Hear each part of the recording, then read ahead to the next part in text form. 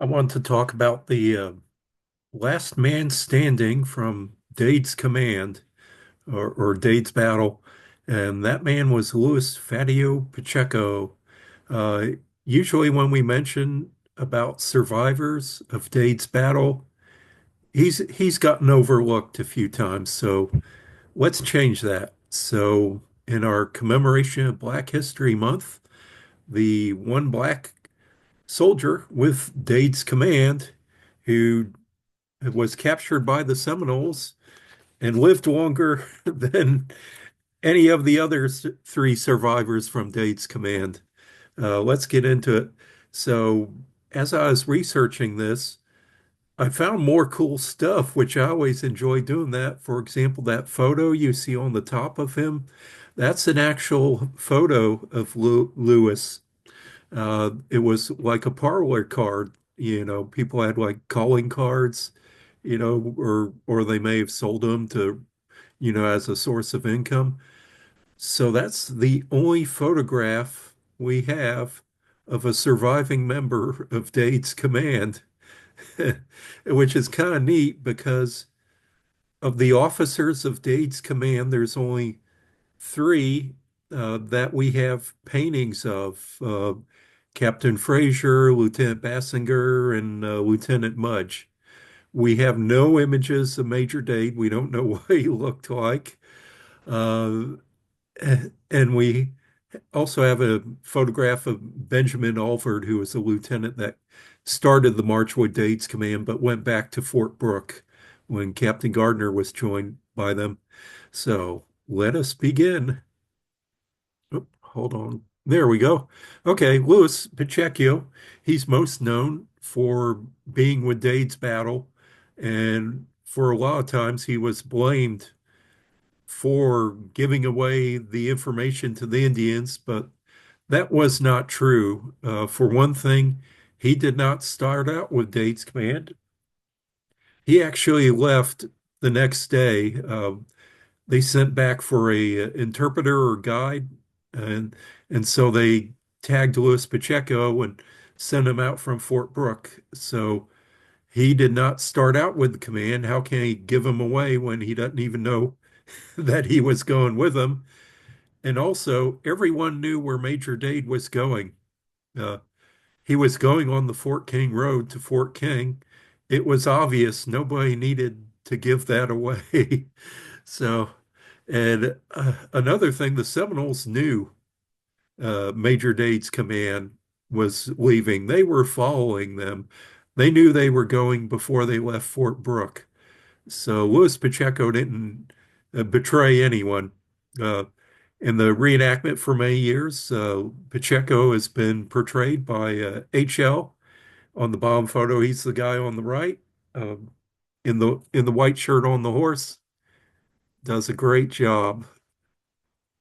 So anyway, Louis Pacheco, he was born about 1800, and he was on the New Switzerland plantation south of Jacksonville, Florida. In fact, there's even a historical marker for it, which I found researching this too. So I gotta go out and see it. It's on the east side of the St. Johns River. Looks like it's kind of out of the way, but so I have a new historical marker to track down. New Switzerland plantation started by Francis Philip Fatio Sr.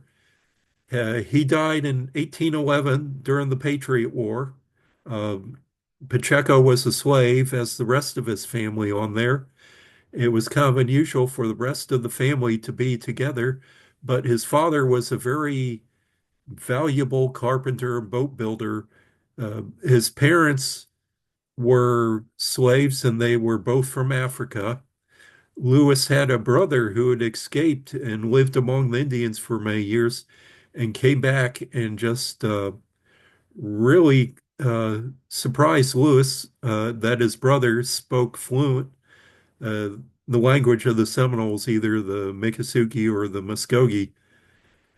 So it's imagine that at that time, Lewis started to learn uh, the Seminole language at that point.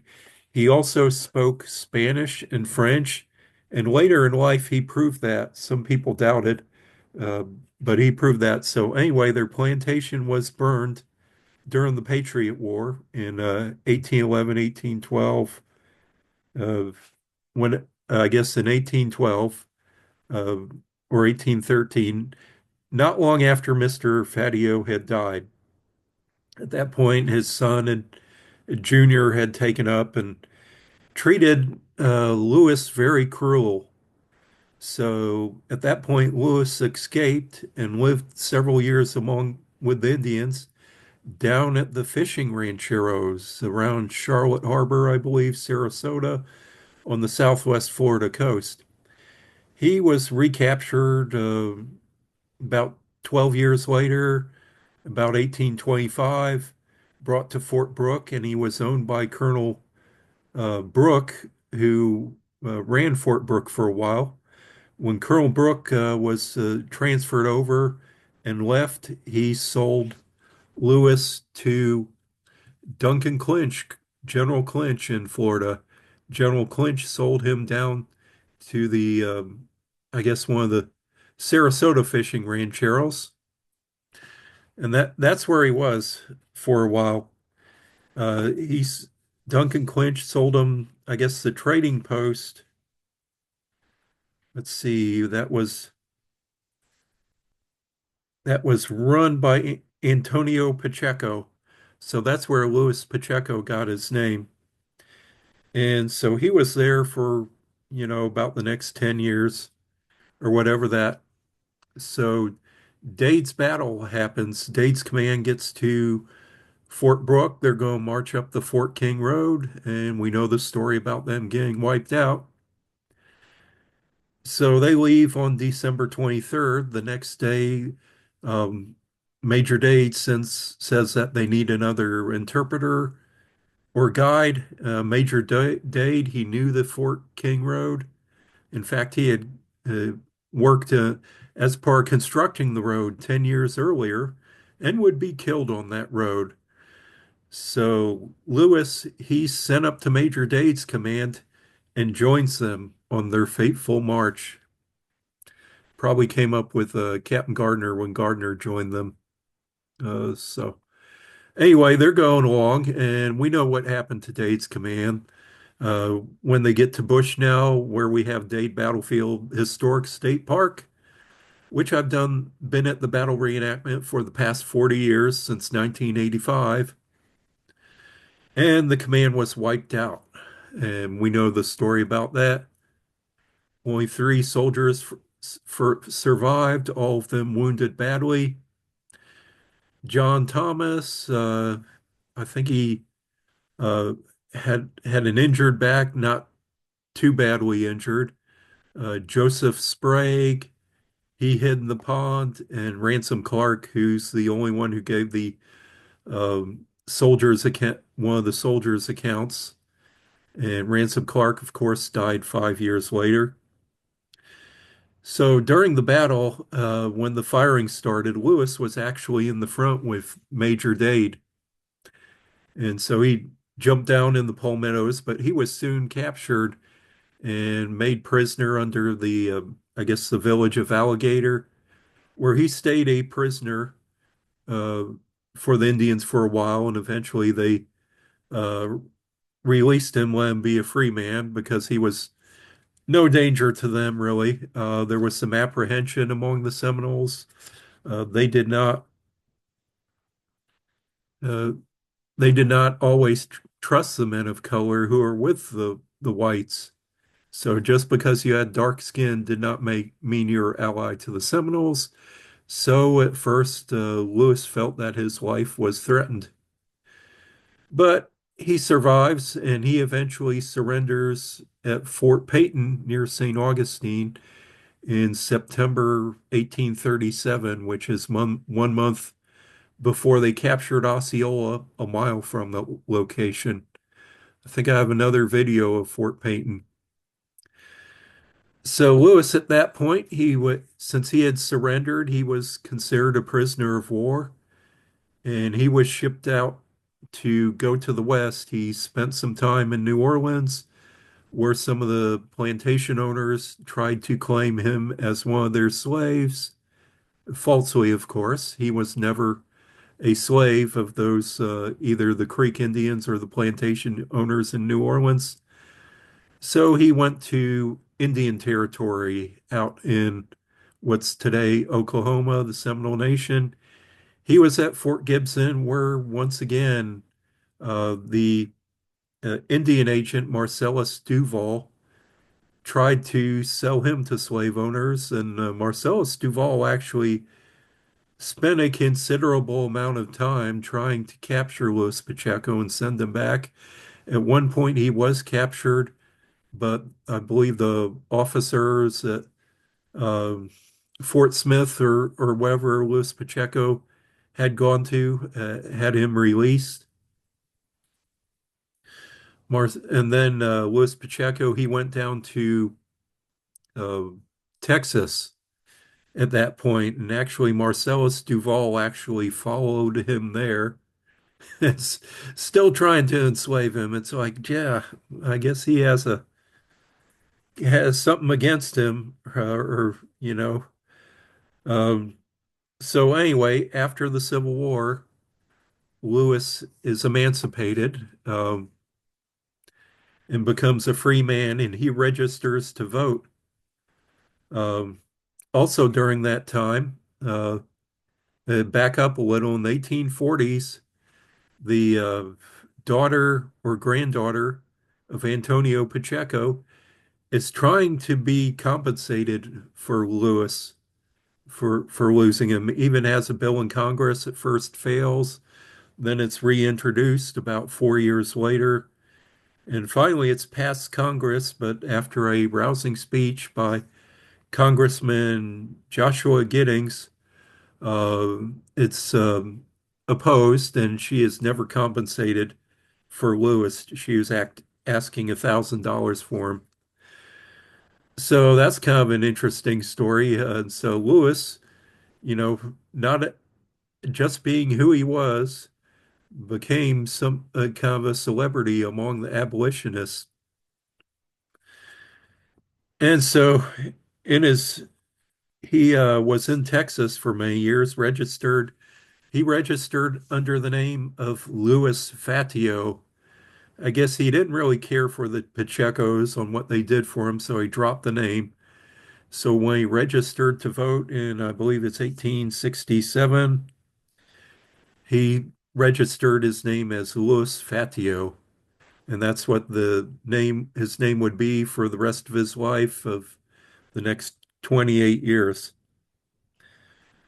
So he's there in Texas and eventually goes back to Florida to the plantation or the former area New Switzerland and takes up with the granddaughter of his former master, Mrs. Susan Philippa Fadiola Engel, and convinces her that he's the former slave that she had taught how to read and write back, you know, decades earlier, many years earlier. So he's supported by her through his elderly years. There's an article in the newspaper about 1891, 1892, or maybe the 1880s about this amazing thing. And, kind of clearing up the story that he had no part in betraying Major Dade. And this actually a parlor card of him that was sold at an auction site.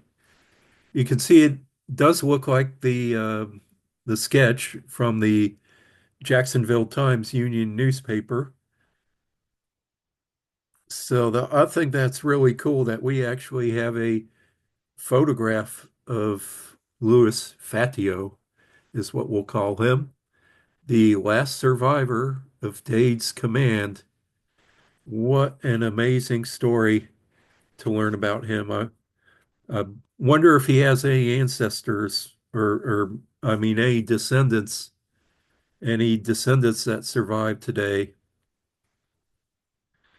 So he passed away in 1895 and is buried in Magnolia Springs Cemetery on the opposite margin of the St. John's River, a few miles from New Switzerland. He was 94 years old at the time.